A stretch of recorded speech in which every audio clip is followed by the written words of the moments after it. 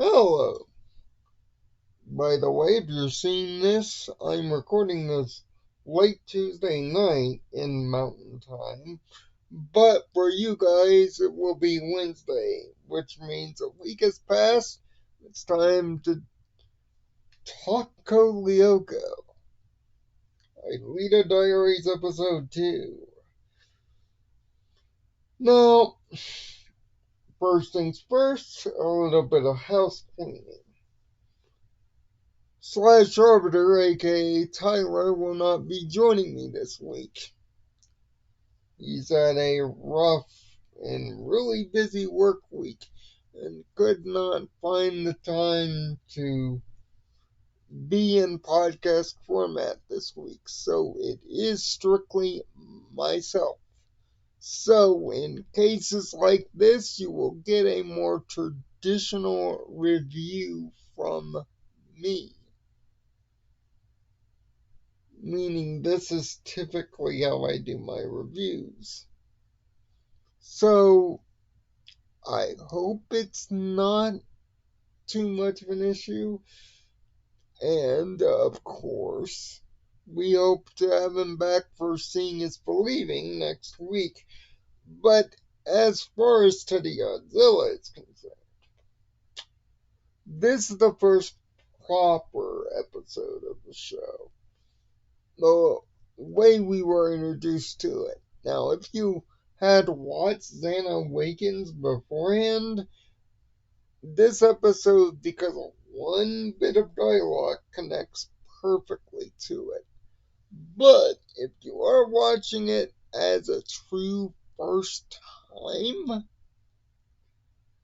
it does just about as well, introducing the season-long conflict, with the hopeful result, the villain, and basically already has our heroes grouped up.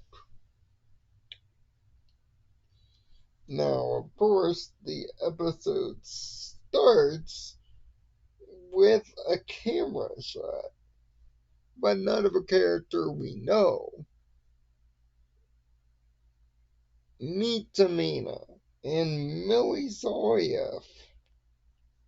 They do the school news for Caddick Academy, which they officially called here a junior high, officially.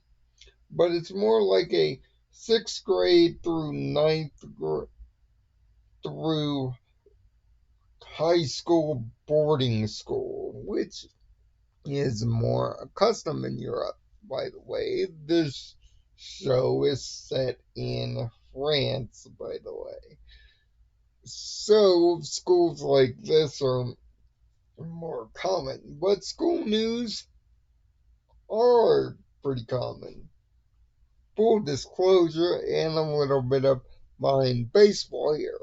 I was once a member of my high school newscast during my sophomore year in high school at Mesa Ridge High. So believe me, I know what this is like, trying to find news stories to report around the school. We would often shift anchors every week, and yes, I took full advantage of when I was actually on screen that week. And I went by the nickname of Izzy, so trust me, I know a thing or two about school news and how hard it is. Which means I can relate to our two intrepid young girls here that are seeking the story of the school prom. More specifically, an interview with the bitch. Yes, Sissy is set up to be the prom queen again, which, my god, which means she won the year before.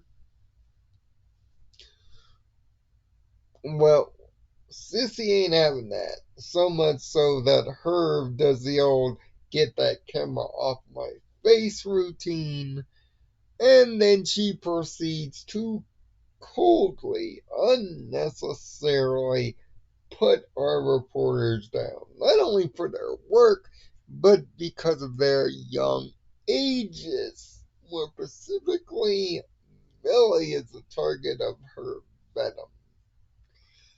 So much so that Sissy calls out Millie for not having a plus one, in which she responds by asking Oric to be the plus one.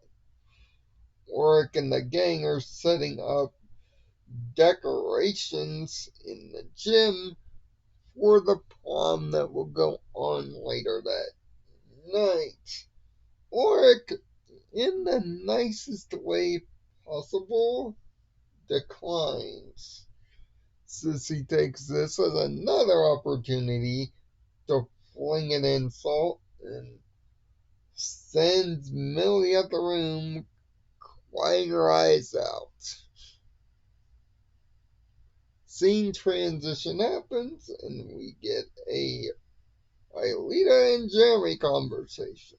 This is where the link to Xana Awakens happens. But outside of that, when Aelita brings up finding out the rematerialization program and trying to update Aelita on his progress, Jeremy's like, not quite yet. Now, if you had watched Xana Awakens beforehand, this is a nice nod of serialized goings on. But remember, when this episode originally aired, there was no pilot yet. So this is pretty much written as a big exposition dump to the season's overall goal and what goes about it. Naturally, it seems all is calm for right now. And the conversation quickly ends. We get a transfer back into Millie's room, which she is still distraught. Camille tries to cheer Millie up, but it's definitely not working. But someone else is watching and likes what he hears, because over the computer screen, Xana's symbol appears, leading to attack number 5, or if you hadn't watched the pilot, this is the first time you're seeing what Xana can do. Boy howdy, for a season 1 episode, and for a first impression, it's a doozy. Once we get that scene transition done, we're back in the gym, where the guys are still setting up the gym for the prom. We see our intrepid heroes having some back and forth banter, with Yumi calling out Oric for being just a bit much. But he was in the right here, sadly.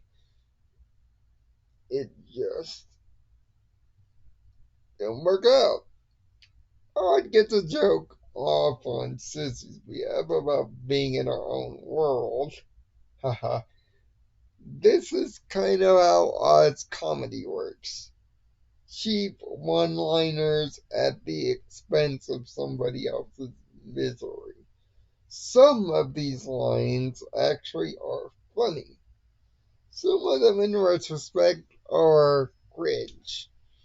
This one, however, has kind of perfect timing, seeing that she's staring at herself in the mirrors of a disco ball sitting on top of a ladder.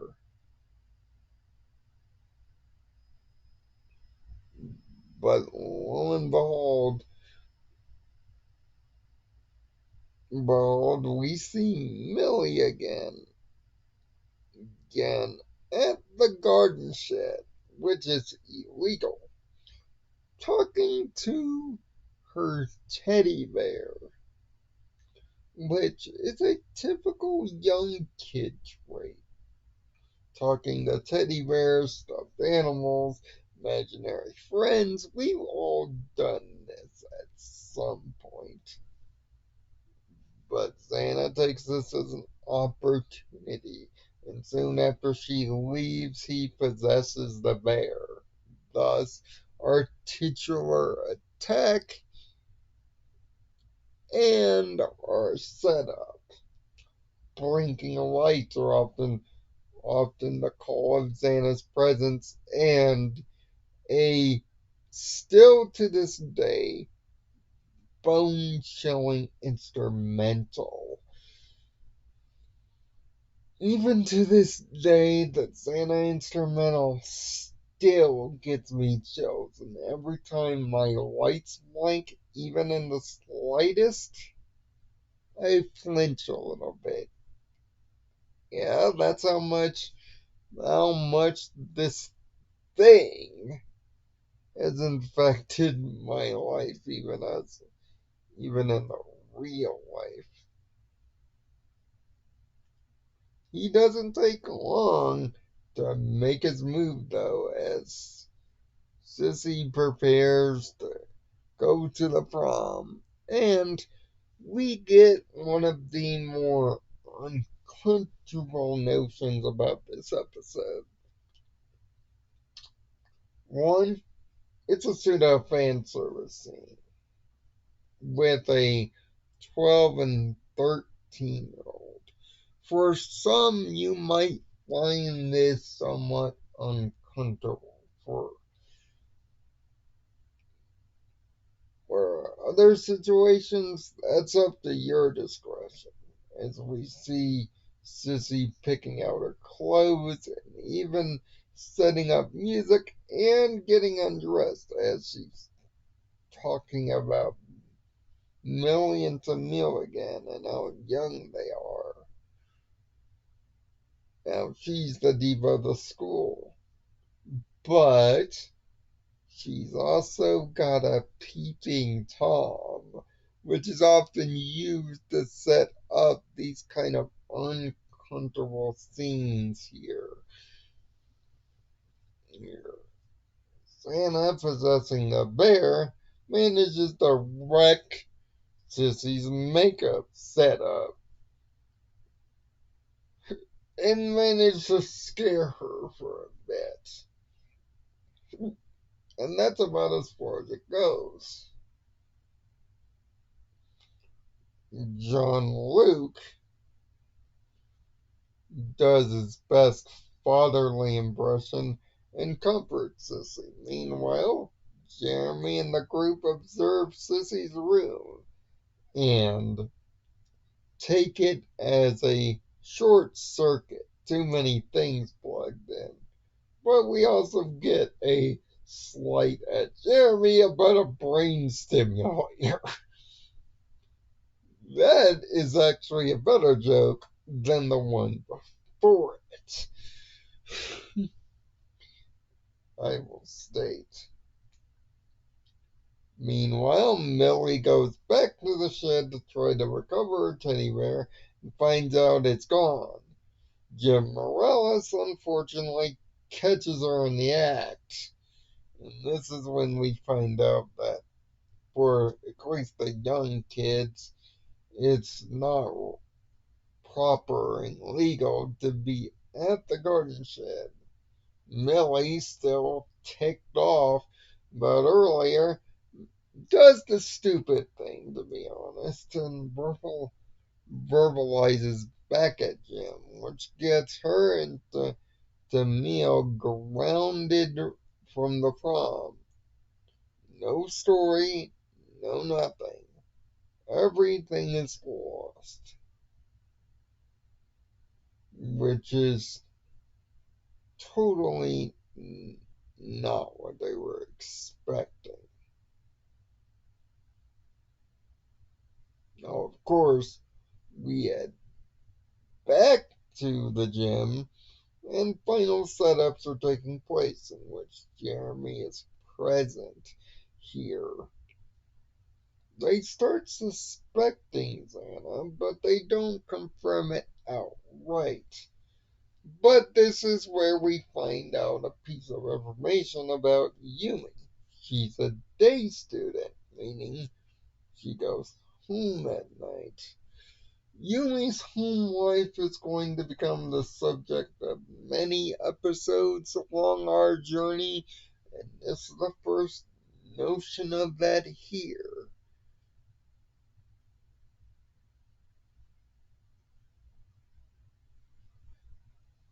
Now, of course, Jim locks up the garden shed with one last checkout, but he gets stopped by something and mentions that he's a black belt. What good that's gonna do ya? Because then soon we see Millie and Tamina sulking over their punishment. Now, Odd happens to be there, and that's what gets him investigating. After they get a picture of Sissy's room and the teddy bear being present. Of course, this isn't a confirmation, but it gets Odd moving on it. Soon thereafter, John Luke is talking to Jim about said teddy bear attack, and he would rather forget about it. But before he walks out of the nurse's office and out of the scene, Odd picks him up and asks about Jim's condition. He's fine, and he throws a piece of paper in the trash. Odd picks it up, and lo and behold, it's a picture of a teddy bear. This is our Xana confirmation. As the sun sets, Rurikon and Jeremy discuss their next move. It's a solo mission. But by the way they're talking about it, many missions have happened after our intrepid pilot. Some time has passed, and many missions have happened with the group altogether. This is the first time it's gone solo. Odd volunteers, while Orc decides to stay behind to keep the school guarded, and we also find out the key rule. If anybody dies during these attacks, they can't be brought back to life with the time travel return. So, knowing that, Jeremy and Odd make what I call the factory run. Now, the factory run is backlit with the instrumental of the theme song. This would soon be replaced in season 2 by the track Virtualization, which I believe is a much better track for a run like this. It heads down to get our first proper scan of the series, and Aelita is contacted. She hasn't seen anything, but she decides to take a closer look with Odd in tow. We're in the desert sector, which is exactly what it sounds, with the most cool part of the architecture in the region there, a spiral staircase looking affair that leads down to a tower below. But Odd and Aelita are greeted by a group of Tinkerlots, which Odd starts to take care of. But even before the drop, we find out that the bear has left the school.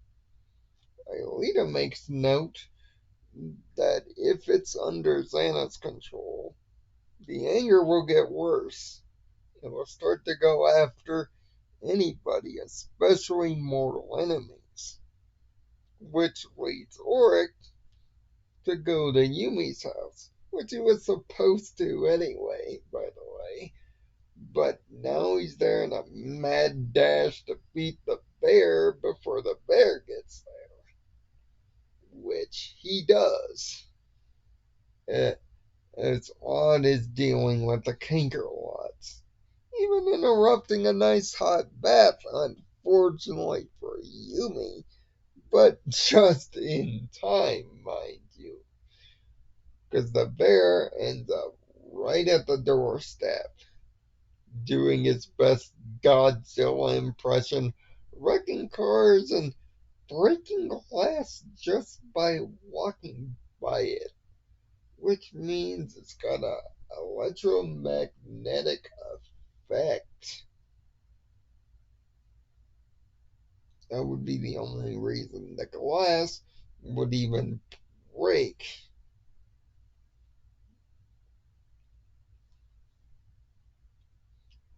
They decide to go back to the school to warn everybody that the bear's headed back there. Meanwhile, Odd's still having trouble with the Kinkerlots when we see the first Future Flash. Now, the Future Flash will be later removed in Season 2, but this is the first one of them. Odd gets a Lyoko vision of sorts, usually of something traumatic. Most of the time we see it. This time, Aelita falling down the bottom of the chasm, which exactly happens after a Kinkerlot falls off. Odd, with a good catch, manages to prevent the worst, but also find the path to the tower. Meanwhile, the prom is underway, and Auric, waiting to get on the trying to get to the mic, runs into Jim. Sissy is being Sissy as she prepares to get crowned again.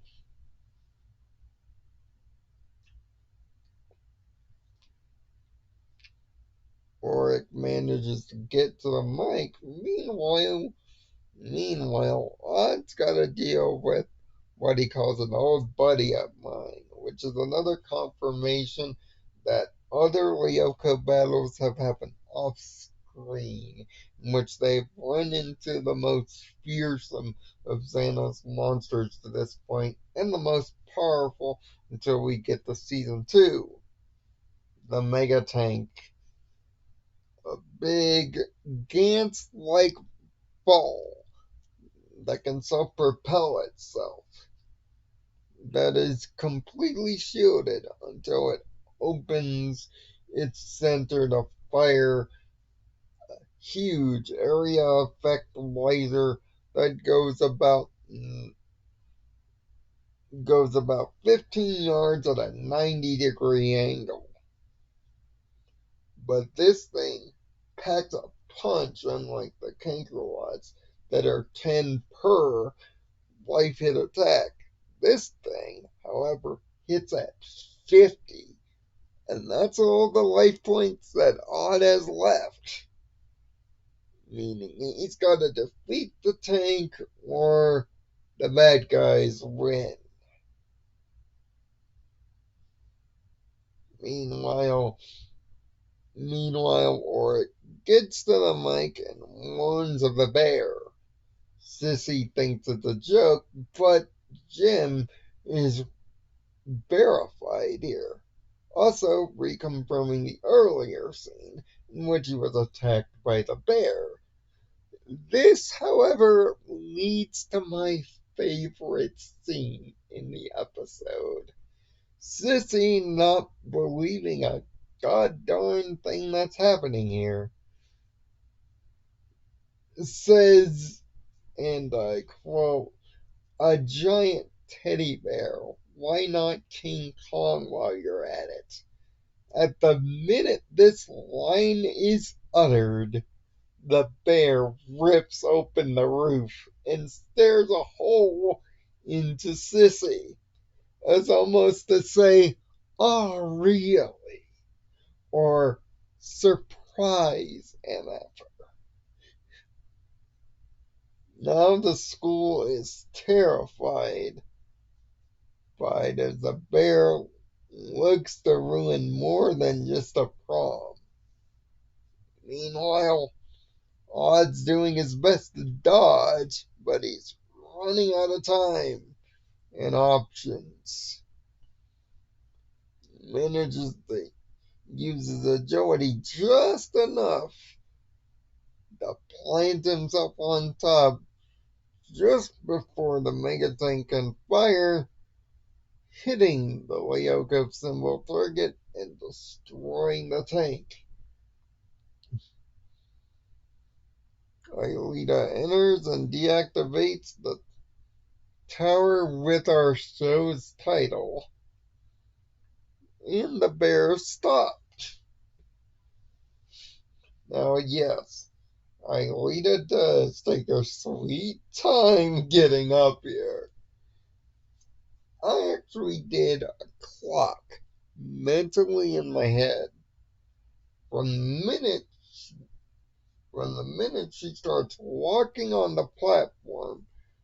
It takes her exactly 2 minutes to get from tower to console.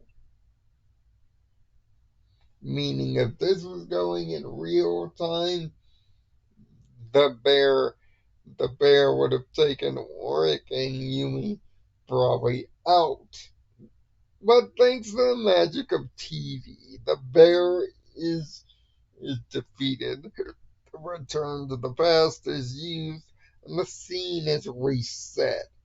Our episode ends on the proposal from Millie, in which, because our heroes remember everything prior to the jump, flips his decision.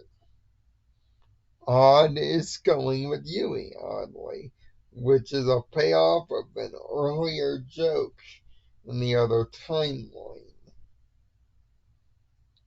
Meanwhile, Melly gets the scoop and one over on Sissy, and our episode ends. A lot of the episodes from here on are going to fit that structure. Problem happens, leads to Xana attack, Lyoko scene, attack thwarted, and situation reversed. This is going to be the routine for 24 of our next 26.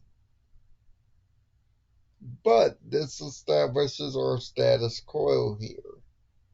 TeddyGodzilla does a fine job at setting up everything that the series will be in season 1.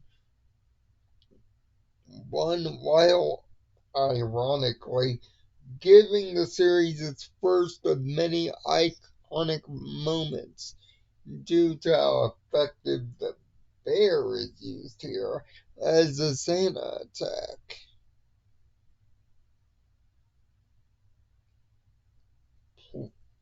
Plus, because it's everybody's first, everybody's got a memory or two.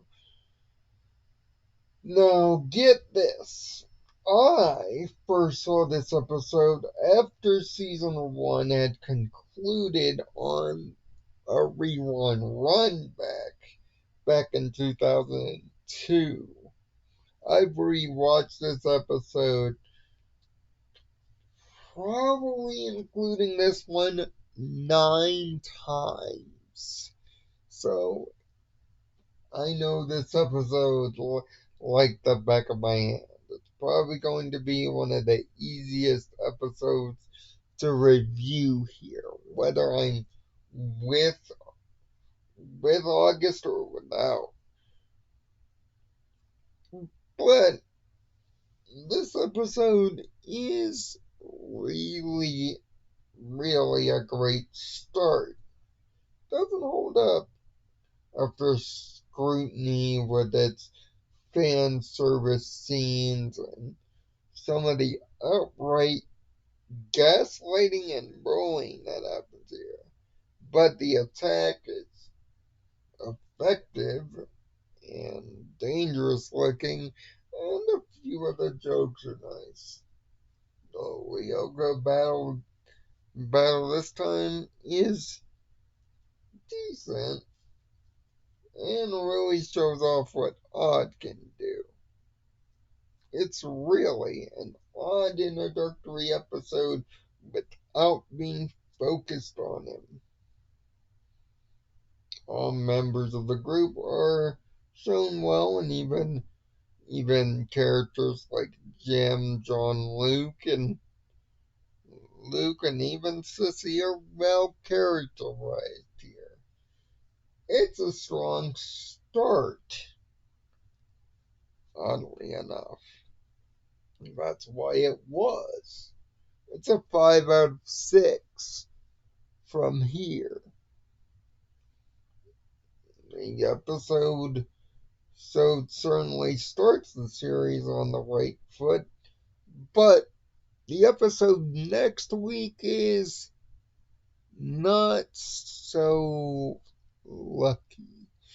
Seeing is believing is strange as an episode 2, but we'll get to that next week. Leave your thoughts on TeddyGodzilla down in the comments below, or even shoot me your thoughts on Twitter at Nirvana Sparkle. And yes, I've also got other social media too. Just ask me about it. I got it. So until next week, my fellow Lyoko Guardians, be strong this week. Go far in whatever you wish to do. And find peace in your own nirvana. I'll see you next week.